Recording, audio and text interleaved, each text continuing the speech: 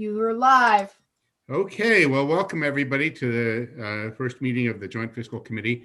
We're going to start right up, and the first order of business on our agenda is the committee organization and the election of officers. So I will call for nominations for chair.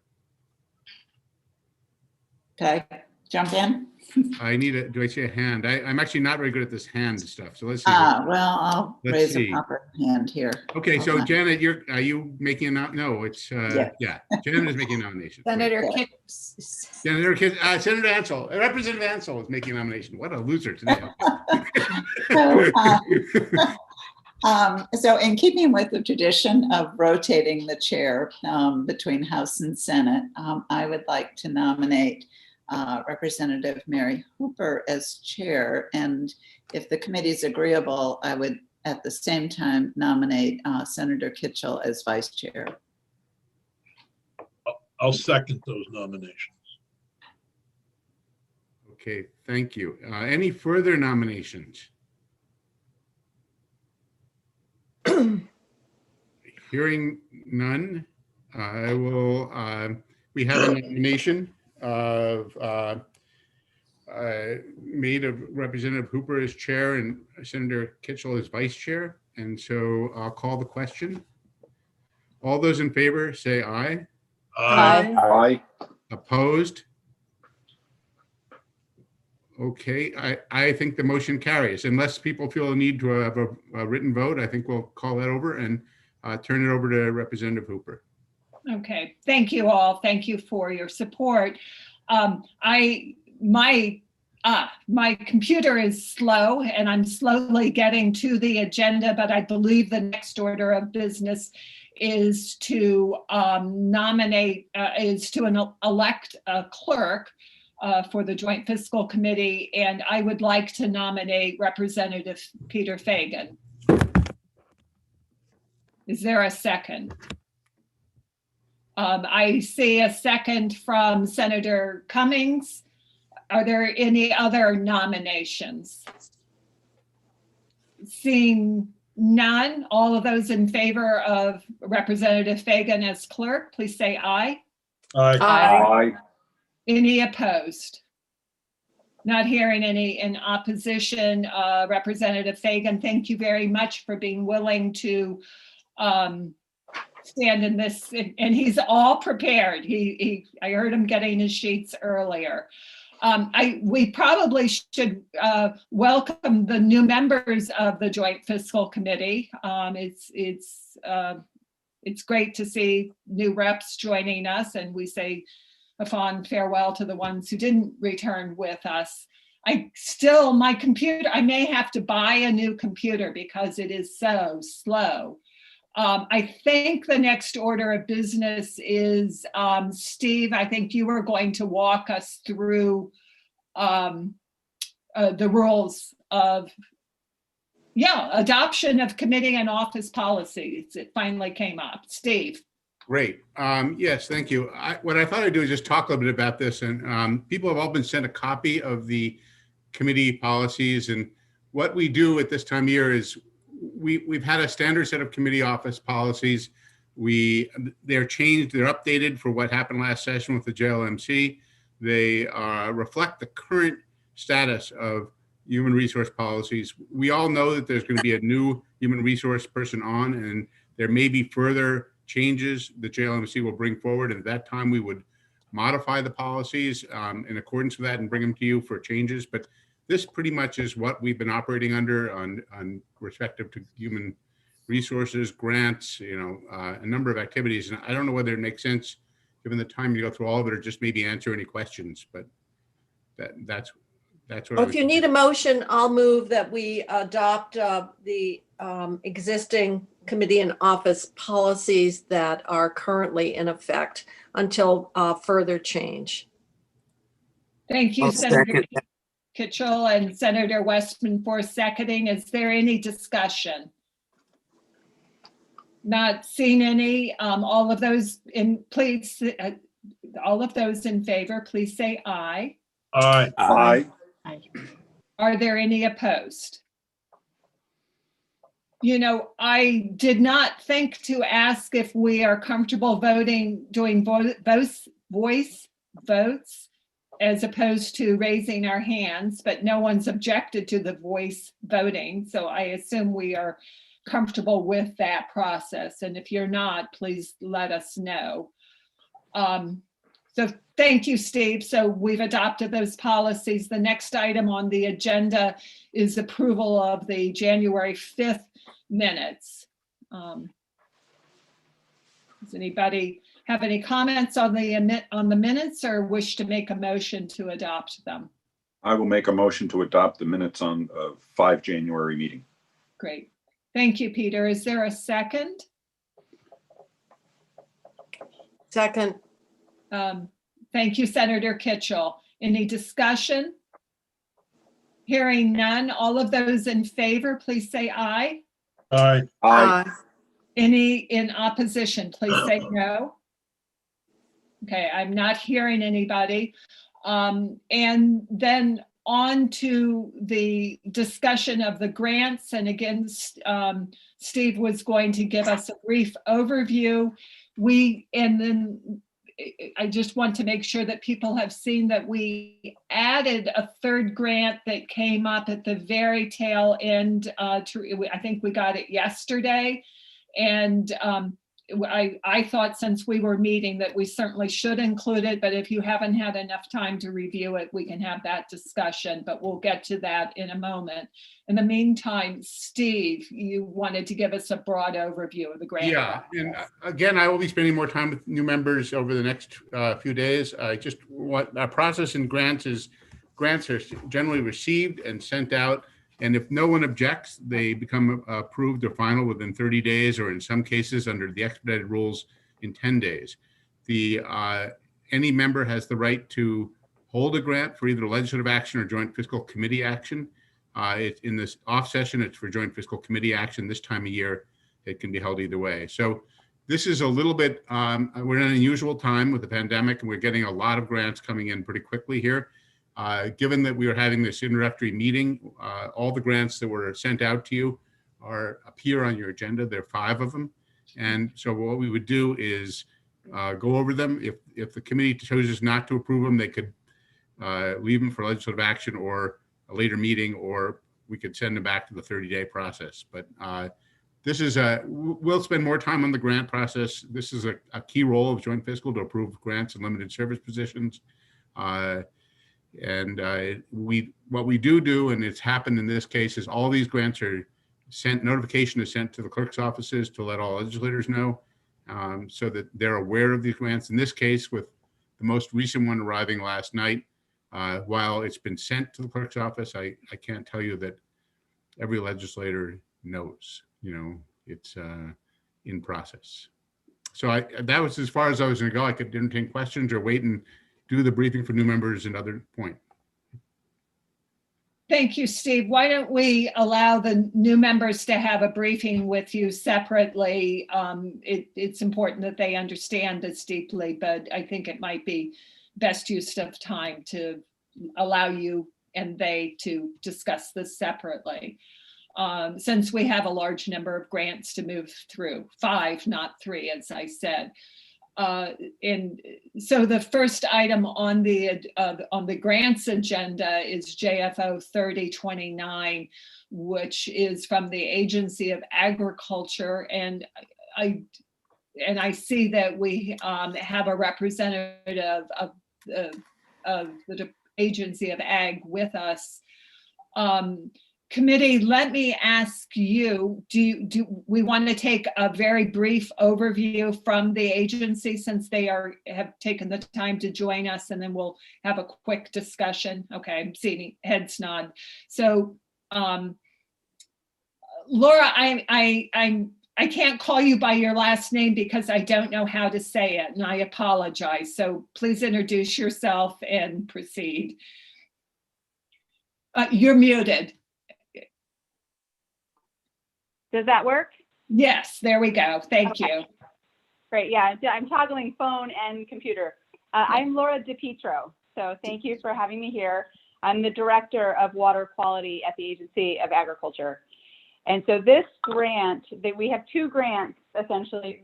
The second one is not here. I don't mean to confuse you by this, but this is sort of a preliminary grant that gets us started, and you will in the future see a much larger $7 million grant that we will be launching, hopefully. And so this preliminary grant allows us to get started on some of the inner workings. And so essentially, the agency has been working with farms to implement conservation practices to reduce phosphorus. As an alternative method, kind of like how you look at climate change and you look at paying for carbon, we're looking at paying for that reduction in phosphorus that they've achieved versus a specific practice that they've implemented. And so this grant in particular that is in front of you will, one, help us get a person to start managing this process. And the reason I mentioned the second grant is because the goal is that that second grant will take that limited service position and continue it on through the route of that second grant. But bringing that person on now so that they can build the program from the beginning is essentially the focused goal there. And what the program is building the development software. So there's already, Stone Environmental has already built a product that can help model phosphorus reductions on farms. And so there's some modifications we would need to make to it. We've already done an RFP process. We're waiting for these funds to engage in contracting with them if we're able to get to that space to do those modifications. So the goal is that this first grant is aimed at getting it's like a pilot, right? Get 8 to 10 farms, get their data, put it into this new model that we'll have revised to make sure that it works, with the foundation being that basically the TMDL for Lake Champlain, if you're familiar with that, sets a phosphorus budget. Anything you've achieved above that that's required for farming to be done essentially is where that credit gets paid for, basically above and beyond performance. And so then we have payment rates that are set up for that. So this is sort of the preliminary piece. And then the next grant will do further adjustments to the database and then expand into the actual payments for farmers. So that second grant has, I think a little bit more than half of it is actual payments to farmers. Some of it goes to NRCS, who gave us the grant to manage it themselves, and then obviously to support the staffing that we're able to do. So this first grant, it's $100,000 to contract into the database, and it's $150,000 to have a limited service position and the needs that go with that. And then we are contributing as an agency our in-kind staff to the rest of the team that works to develop this whole program. And then some of our grant programs that we give to farmers to implement practices, we're using those as match as well. Okay, thank you, Ms. DiPietro. Are there any questions? Senator Kitchell? No, I'm going to move approval of the grant. Okay. And I, knowing that we're going to have a second grant, but this is providing capacity to help us with our water quality agenda. So I'll move approval of the grant. Okay, thank you. Is there a second? Representative Ansel seconds it. Is there any further discussion? Seeing none, all in favor, please say yes. Yes. Yes. Any opposed, please say no. Hearing Mary, none. the only question that I have is I that beg your typically on action items of Yeah, this right. magnitude, we actually do a roll Do call. okay, roll call. I beg your Correct. pardon. I have to say my apologies to the committee. We've been dealing, I'm just out of one meeting and we've got, we're on the floor in a few minutes and I need to kind of back down and breathe. So Peter, would you call the roll, please? I will. Thank you, Madam Chair. Representative Ansel, You're muted. Muted. I was changing my name too. Yes. Representative Brigman, Yes. Representative Fagan is yes. Senator Kitchell, Yes. Senator Sears, Oh, yes. Well, you Senator- moved me up in the order. I did. Senator Balin, Yes. Senator Cummings, Ann, you're muted. Ann, you're muted. Yes. thank you. Didn't think I was. muted. Representative Kornheiser, Yes. Senator Westman, Yes. Representative Hooper. Yes, We are 10-0. thank you.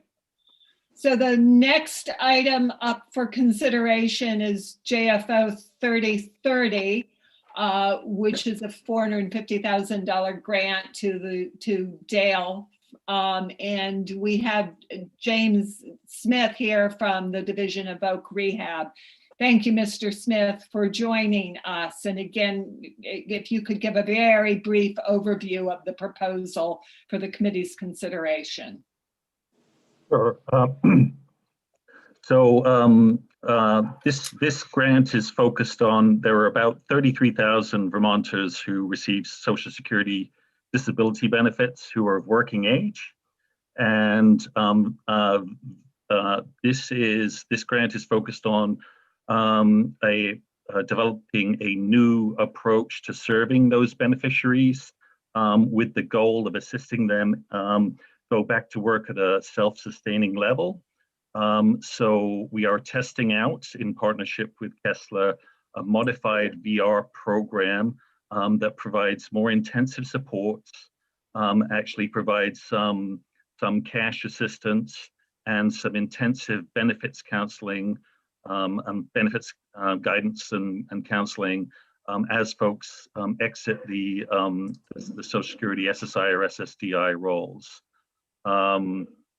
It's a small pilot with one site in Burlington and one site in Rutland. The goal is to serve 100 beneficiaries in each site, or 200 beneficiaries in total. I'm hoping is that sufficient? Thank you. We'll see if there are questions. Thank you very much, Mr. Smith. Senator Kitchell. Not so much a question as a comment. One of the things that we know as a state, we have a very high percentage of our workforce or workforce age of Vermonters who are receiving benefits under the SSI or the Social Security program. It's been a source of concern to have such a large number of Vermonters of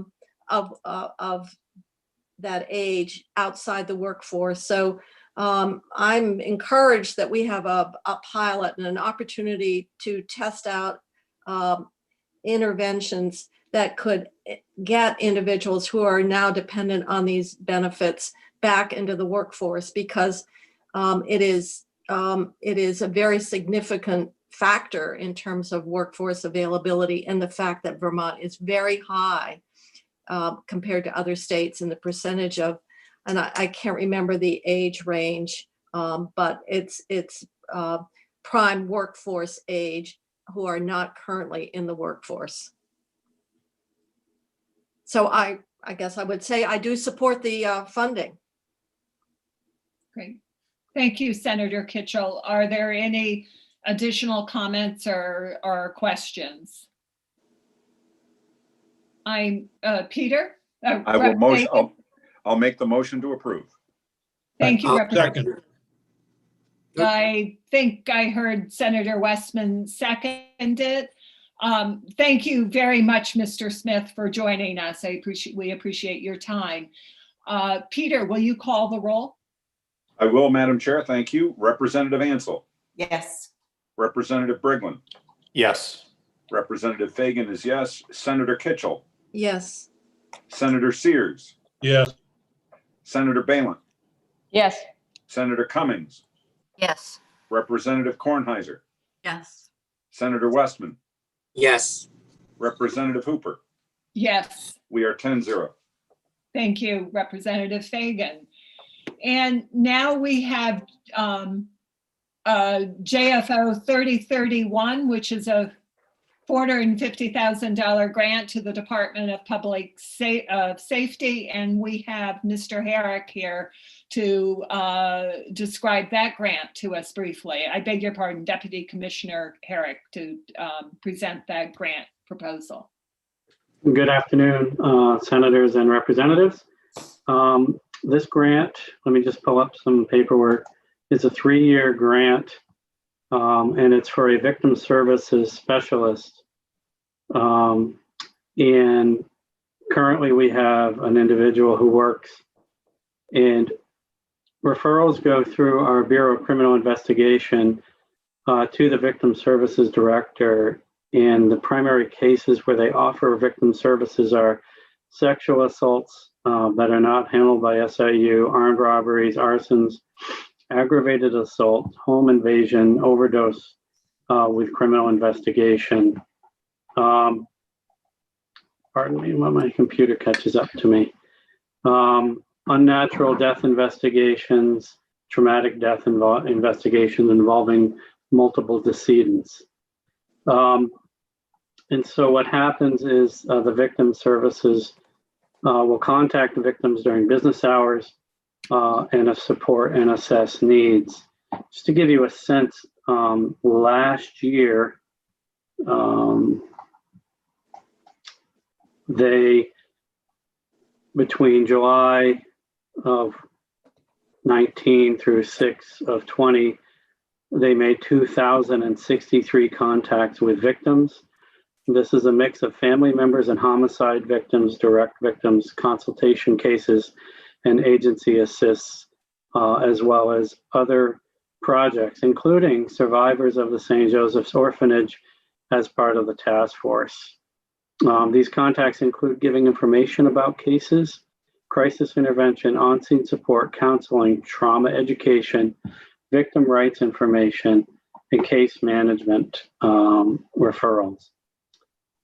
So as I said, this is a 3-year grant to bring a full-time person as a classified position and work as a protective services specialist. Would you care for more information, or is that sufficient? Thank you, Deputy Commissioner. Senator Sears has his hand up. Yeah, I have a couple of questions, Deputy Commissioner, sorry. Is this statewide, or will it be located in Waterbury or wherever? So the services are provided statewide, Senator. And it's one person that's going to be going to around the state then? So we currently have one person. This would be an additional person to that. Okay, good. And the other question, don't get me wrong, I absolutely support this.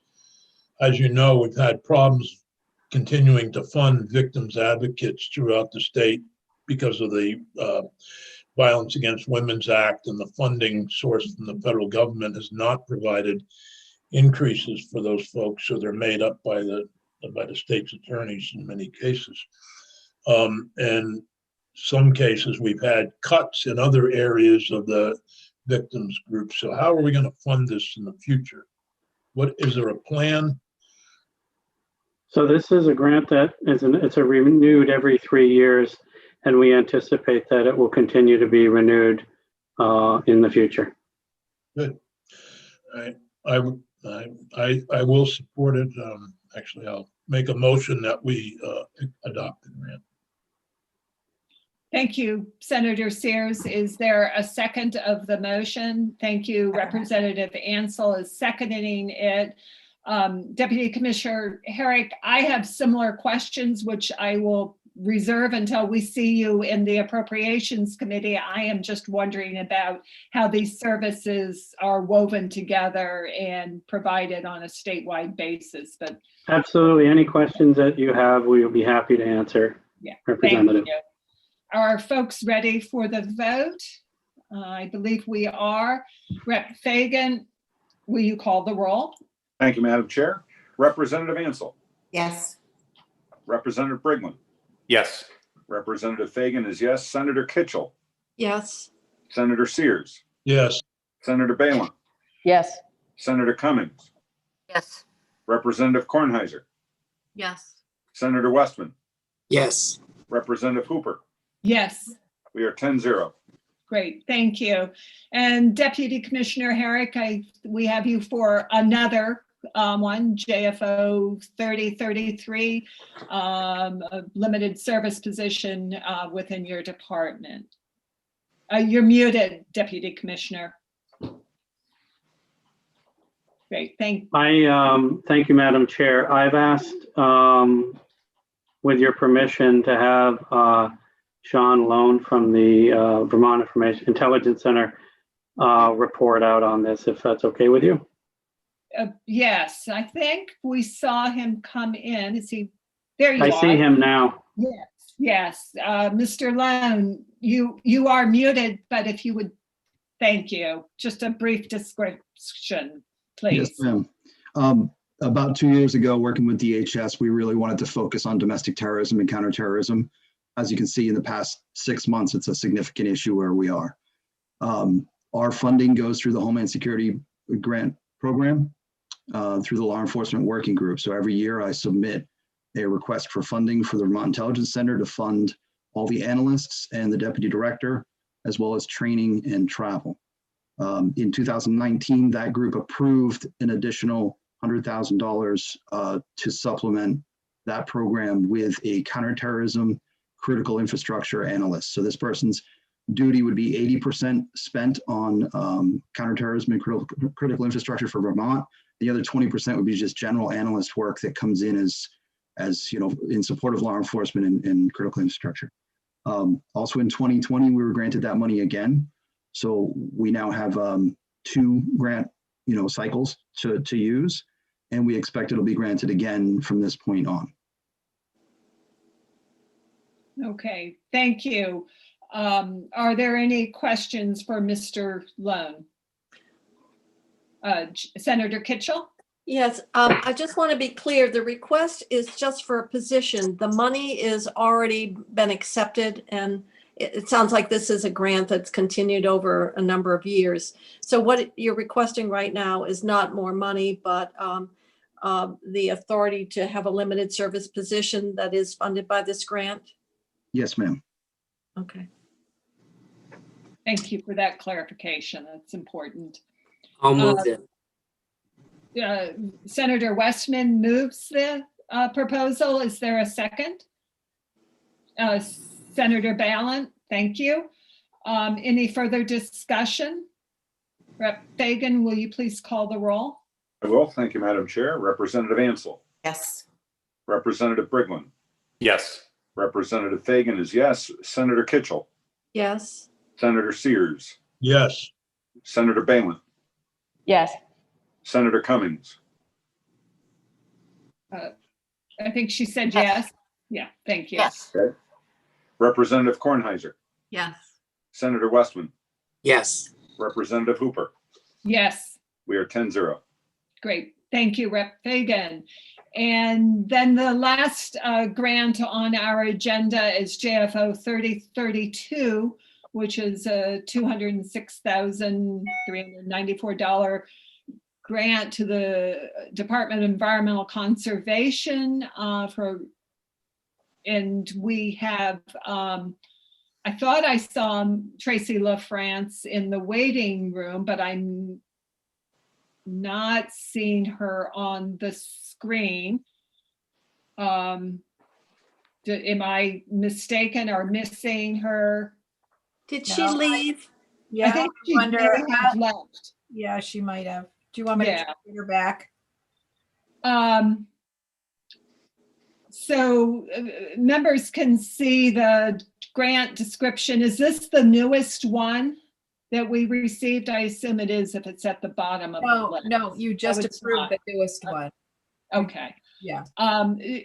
Committee, would you like Tracy LaFrance to address us, or do you have sufficient information to make a decision?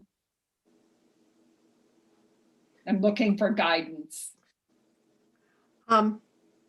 Senator Kitchell?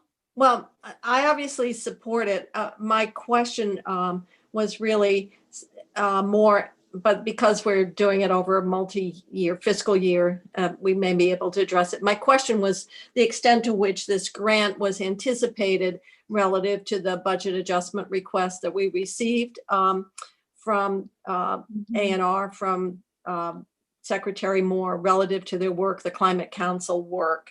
And so that's what I was wondering, if to the extent to which this grant was assumed in that budget request, or perhaps can be additive, but it certainly is a grant in an area that we need it. So I'm willing to move forward. It's just something that I think we need to explore, if that would in fact alter the funding necessary when we start the work January in when we look at that appropriation over this fiscal year and next. Yeah.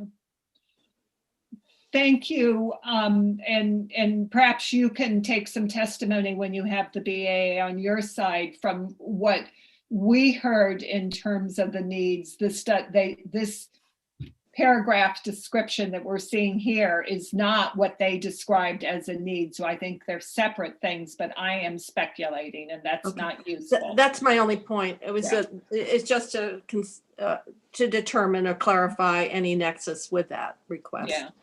Representative Ansel, I just want to move adoption or approval. thank you. Is there a second? Representative Westman, thank you. Any further discussion? Seeing none, Rep. Fagan, will you call the roll, please? Thank you, Madam Chair. Representative Ansel. Yes. Representative Brigham.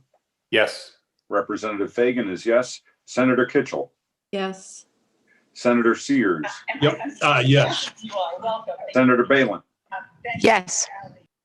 Senator Cummings. Yes. Representative Kornheiser. Yes. Senator Westman. Yes. Representative Hooper. Yes. We are 10-0. Thank you very much, Peter. So then the last item on our agenda is setting the next meeting time. And I guess I look to you all for guidance on that. I think this is on an as-needed basis. Representative Ansel, did I see your? Yeah, I just had a question about whether this committee is going to be needing to meet during this session, given the federal money that is coming in, sort of what our plan is. Maybe that. Perhaps. I don't know. Yeah, perhaps Steve has some insight into the likely demands. Yeah, I would just say that it's pretty likely because the budget adjustment contains a provision in there that lets the administration bring you proposals that need quick action. And we also do expect a number of federal grants coming in that are bigger than normal. And if those do happen, for example, I think the $200 million for rental assistance, you may want to have a role more than just yes or no, which would be in the case of a, we could do over the sending it out. So I would expect that there will be meetings. I just don't, and generally what happens, unfortunately, this time of year, or even in the regular part of the year, is we get the information, we get back to you quickly, and the meeting is sooner than you would possibly imagine. Yeah. That would be my sense. Yeah, thank you. Senator Kitchell? Well, I would say for those of us who have had the experience of the CRF money, that what we had to do was on demand. And oftentimes we had things that were scheduled even less than a week apart. So I think at this point, we should just simply put everybody on notice that we will schedule meetings as needed and at the frequency that's needed. We do have normally when we're not in session times that the committee meets, but I would say in light of the possible additional federal legislation and other grants that are coming down with the legislation that passed, that while we can't set a specific date today, everybody should be prepared that we would schedule meetings based on the need and the fact that we have to be nimble. That sounds like a plan, to make a plan as we go along.